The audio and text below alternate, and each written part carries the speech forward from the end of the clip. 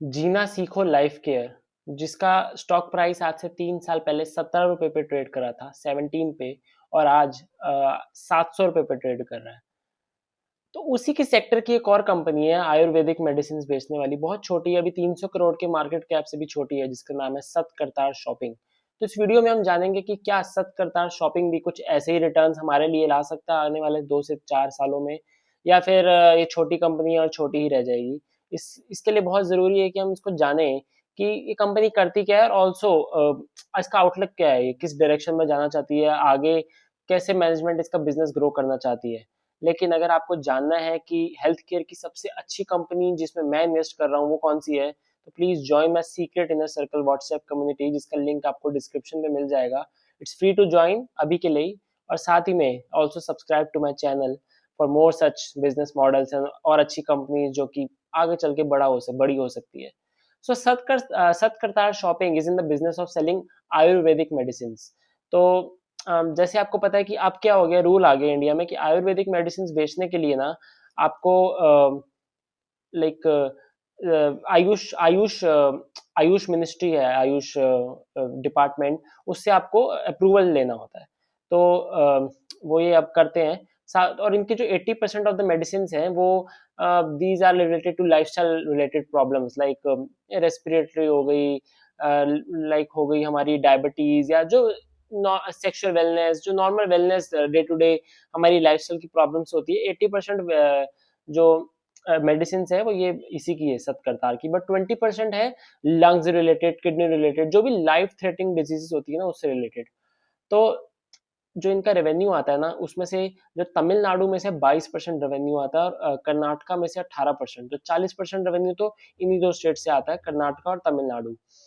तो ये क्या करते हैं, इनका बिजनेस मॉडल क्या है कि ये सबसे पहले तो एक मेडिसिन को का एक ब्लूप्रिंट बनाते हैं, फिर उसको आयुष मिनिस्ट्री से अप्रूव कराते हैं, और उसके बाद जब वो अप्रूव हो जाती है तो उसको अपने एक थर्ड पार्टी मैन्युफैक्चरर के पास भेजते हैं, जो कि इनके लिए दवाइयाँ मैन्युफैक्चर करता है फैक्ट्री में। इनका खुद का कोई मैन्युफैक्चरिंग नहीं है अभी, they don't manufacture on their own. इनका काम क्या है, बस सेल्स लाना, बस इनका ये बस सारा ध्यान ब्रांडिंग पे लगाते हैं और सेल्स पे लगाते हैं और मार्केटिंग पे लगाते हैं। इसके अलावा इनका मैन्युफैक्चरिंग का कोई झमेला नहीं है। तो इसी से ही उन्होंने इतना बड़ा बिजनेस बना लिया है। अराउंड 300 करोड़ की मार्केट कैप है। अगर हम देखें तो करीब पिछले पिछले साल 160 करोड़ की सेल भी आई है। एनीवेज द तो कंपनी कैसे कैसे मार्केटिंग करती है ये भी जान लेते हैं। जो इंटरनेट पे ऐड चलती है, यानी हमारी जो इंस्टाग्राम पे हम जाते हैं ऐड चलती है, हम कुछ भी गूगल पे सर्च करते हैं तो उस पे रिलेटेड कोई ऐड आ जाती है, और इस जो ऊपर ऐड आ जाती है सर्च एड्स, वो यूट्यूब पे ऐड चलाते हैं। आप कभी भी कुछ भी इनका इनका इनका काफी इन्फ्लुएंसर्स के साथ टाइप्स भी है जो कि इनके दवाइयों को प्रमोट भी करते हैं। तो साथ ही में उसी से लाइक मोस्टली इंटरनेट से ही इनकी सेल्स आती है इनकी दवाइयों की। सो जो इनका पहला कॉन कॉल हुआ ना Q4 ऑफ FY 25 में, जब ये आईपीओ के साथ आए थे, जनवरी में आए थे आईपीओ के साथ, इसी साल के जनवरी में 2025 में। सो उन्होंने कहा था कि हम अपनी सेल्स 50% से ग्रो करेंगे इस साल। लेकिन ये H1 के रिजल्ट्स आए हैं, ये कंपनी 6 महीने के बाद ही रिजल्ट देती है, तो H1 के रिजल्ट्स है 88 करोड़ सेल्स आई है, जो कि पिछले H1 में 75 करोड़ की थी। सिर्फ 16%, 16 पॉइंट % कुछ ग्रोथ आई है। बहुत खराब परफॉर्मेंस है, बिकॉज आप कहते हो गाइडेंस 50% करेंगे हम सेल्स, और 16% की सेल आती है, बहुत खराब नंबर्स हैं। तो ऐसा क्यों हुआ, कंपनी ने क्या कहा है कि ऐसा क्यों हुआ, क्योंकि जो इनका क्या कहना है कि जो इंडिया पाकिस्तान का वॉर की टेंशन थी, जो आई गेस कौन से मई जून में थी, जुलाई में थी, उसकी वजह से इनके काफी 10-15 दिन खराब हो गए, ड्यू टू डिलीवरी के रिस्ट्रेंट्स की वजह से। तो कंपनी ने क्या कहा है कि जैसे कुछ भी डिलीवर करना था, और टेंशन की वजह से कर्फ्यूज एंड ऑल हो गए, काफी जगह ब्लैकआउट भी हुआ था, तो रात को कोई डिलीवरी नहीं हो सकती थी शाम के बाद, वो सब भी की वजह से इनका काफी 10-15 दिन खराब रहा। साथ ही में इसके साथ क्या हुआ, इनका एक प्लांट है, जो इनके थर्ड पार्टी मैन्युफैक्चरर का प्लांट है, उसको भी एक सेंटर को आग लग गई थी। आग लग गई थी, जिसकी वजह से 10-15 दिन ये काम नहीं कर पाए थे, बिल्कुल इनका शटडाउन हो गया था। 10-15 दिन वो और 10-15 दिन ये, तो इनका मतलब है कि 6 महीने में से 1 महीना तो इनका ऐसे खराब हो गया।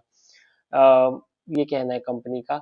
और साथ ही में जो इनका एक चीज जो इनकी बहुत अच्छी हुई है वो पैट मार्जिन इंक्रीज हुई है। अगर मैं इनका देखूँ ना, ग्रॉस प्रॉफिट का मार्जिन पिछले साल 7% था और अब 12% हो गया। तो कंपनी की इवन दो सेल्स तो नहीं आई, 16% सेल्स आई है, बट कंपनी को ऑपरेटिंग लेवरेज मिला है। और मैंने आपको बताया है मल्टीपल वीडियोस में कि अगर कंपनी को ऑपरेटिंग लेवरेज मिलता रहे, यानी कि EBITDA मार्जिन उसका बढ़ता रहे, ऑपरेटिंग लेवरेज मिलता रहे। ऑपरेटिंग लेवरेज क्या होता है कि अगर कंपनी की रेवेन्यू ग्रोथ से ज्यादा प्रॉफिट ग्रोथ आ रही है, यानी कि अगर आप कुछ कुछ अपना बिजनेस सेटअप करो और विदाउट उसको उसमें से और कोई कॉस्ट ना डले हुए आपका प्रॉफिट ज्यादा आ रहा है।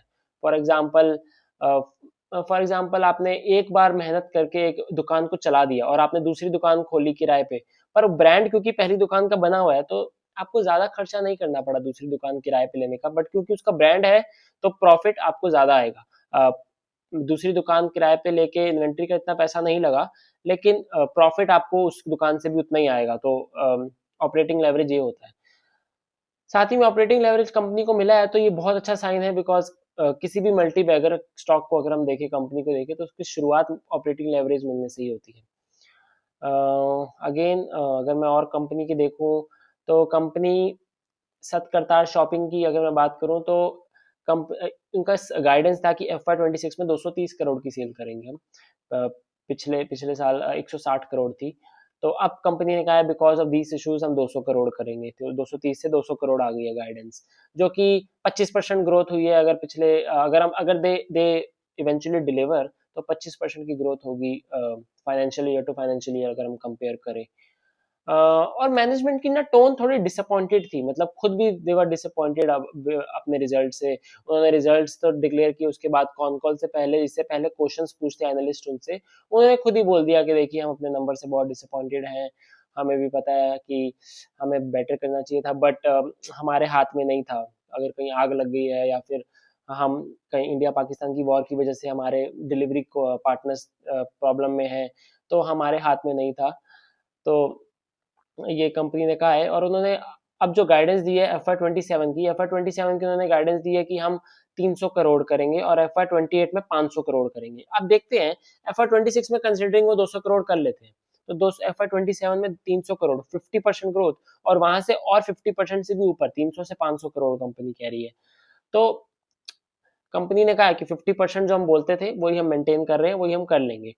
अब और कंपनी ने भी कहा है कि FY27 28 में स्पेशली 15% पैट मार्जिन हो जाएगा, जो भी हमारा बहुत ग्रॉस प्रॉफिट ये भी 12% है, तो पैट तो इनका 10% है, 9-10% है, जो कि 15% हो जाएगा। और पैट मार्जिन डबल भी हो सकता है हमारा 2 साल में। तो कंपनी की इतनी बुलिशनेस आ कहाँ से रही है? कंपनी डिलीवर सिर्फ 16% ग्रोथ कर रही है, और अब बुलिशनेस देखिए कि 50% हो जाएगा सेल्स, और ना सिर्फ 50% सेल्स, हमारा प्रॉफिट मार्जिन भी डबल हो जाएगा। तो उसके कुछ रीजंस है। पहला रीजन क्या है कि इन्होंने 2 कंपनियां एक्वायर की है, एक है अजूनी लाइफ साइंसेस और दूसरी है प्लैंक्टोमेड। तो ये दोनों कंपनीज भी आयुर्वेदिक मेडिसिन बेचती है, छोटे लेवल पे बेचती है, इनको एक्वायर कर लिया कंपनी ने। इसको एक्वायर करने के बाद अब अपना प्रोडक्ट पोर्टफोलियो कंपनी ने बढ़ा लिया है। दूसरी बात क्या है कि अब कंपनी ने डिसाइड किया अगले अगले साल से they will also get into manufacturing. तो मैन्युफैक्चरिंग में जाएंगे, बट सिर्फ कैप्सूल्स मैन्युफैक्चर करेंगे और पाउडर्स थोड़े बहुत। कैप्सूल जो है मैन्युफैक्चर करेंगे, जो कैप्सूल्स इनका रेवेन्यू आता है ना 25% आता है, यानी 100% ऑफ द रेवेन्यू से जो कैप्सूल से रेवेन्यू आता है वो 25% है। तो 25% रेवेन्यू जो कैप्सूल्स ये अपनी अपनी फैक्ट्री में बनाएंगे, अपना प्लांट सेटअप करेंगे, और उसकी कैपिटलाइजेशन क्या होगी? 50% कैपिटलाइजेशन। कंपनी ने ये बोला है कि जो 50% कैपिटल 50% अगले साल से करेंगे ये। तो 50% कैपिटलाइजेशन क्यों, मतलब इनसे पूछा गया कि क्यों 50%, क्यों नहीं 100%?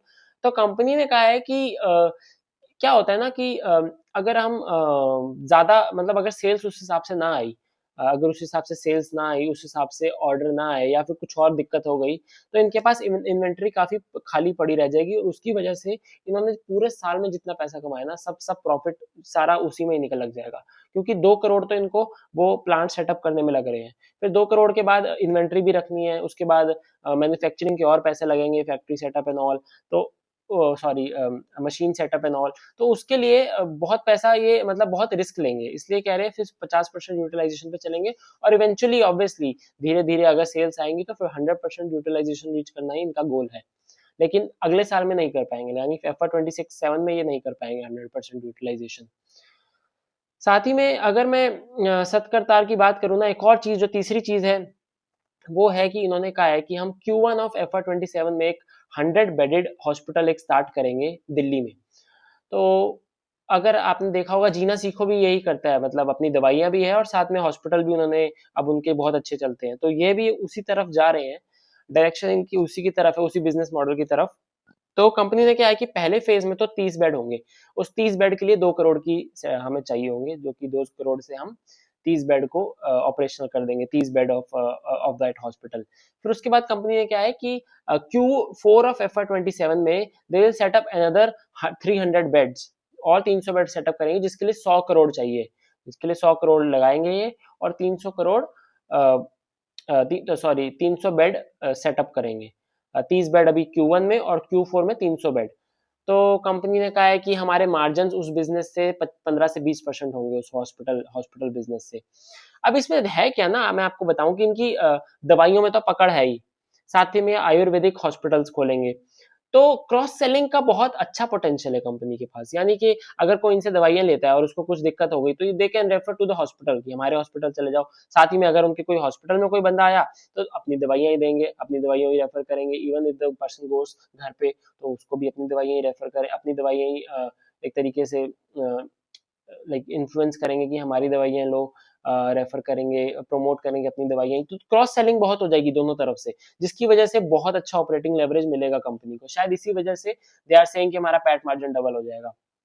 तो ऑपरेटिंग लेवरेज श्योरली मिलेगा अगर आप क्रॉस सेल करोगे दो बिजनेसेस से। साथ ही में अगेन लेट्स डिस्कस कि क्या क्यों बुलिशनेस है इतनी, क्यों उन्होंने गाइडेंस 50% दे रखी है। पहला तो है increasing the product portfolio by acquisition. दूसरा है मैन्युफैक्चर सेटअप करेंगे अपना। तो मैन्युफैक्चर सेटअप करने से ऑब्वियसली आपका जो मार्जिन तो बढ़ेंगे ही ना, आपके प्रॉफिट मार्जिन तो बढ़ेगा अगर आप खुद मैन्युफैक्चर करोगे। दूसरे अगर आप थर्ड पार्टी को दोगे तो ऑब्वियसली उनका भी खुद का प्रॉफिट होता है, खुद का प्रॉफिट वो भी रखते हैं। तीसरा स्टार्ट हॉस्पिटल्स, हॉस्पिटल स्टार्ट करेंगे 100 बेड, पहले पहले 30 बेड खोलेंगे, फिर उसके बाद 300 बेड खोलेंगे, और उसमें भी मार्जिन होगा। क्रॉस सेलिंग करेंगे उसकी दवाइयां, तो उससे भी दवाइयों की वॉल्यूम भी बढ़ेगी बहुत अच्छी, बहुत तेजी से और ज्यादा दवाइयां मार्केट में और ज्यादा इनकी पॉपुलर होंगी। साथ ही में चौथा पॉइंट है इनका कि जो ये यूएसए में भी अब वेंचर कर रहे हैं, मतलब कि इनकी यूएसए में सब्सिडरी खोल चुके हैं और वहां पे भी थोड़ा आयुर्वेदिक मेडिसिन को बेचेंगे, वहां भी थोड़ा प्रमोट करेंगे। पर उसके बारे में भी बहुत ज्यादा क्लैरिटी नहीं है, बस ये बोला है कि यूएसए में सब्सिडरी खोल रहे हैं, तो आने वाले सालों में हम वहां भी अपना थोड़ा रेवेन्यू शेयर वहां भी बढ़ाना चाहेंगे। अब कंपनी का जो करंट पी है ना वो 21 है। तो फाइनेंशियल ईयर 26 का अगर मैं पी मानू ना, फॉरवर्ड पी फाइनेंशियल ईयर 26 का, कंसिडरिंग कि 17-18 करोड़ पैट कर लेंगे ये, तो 16 से 17 आता है।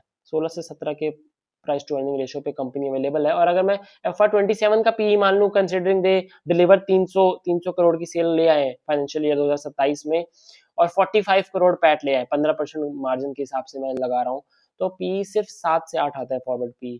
तो बहुत अच्छा वैल्यूएशन पे अवेलेबल ये स्टॉक है, लेकिन ये छोटा स्टॉक है, एसएमई है। आई गेस ये लॉट में भी आएगा, आपको एक शेयर नहीं मिलेगा, आपको इसमें काफी पैसे एक साथ लगाने पड़ेंगे।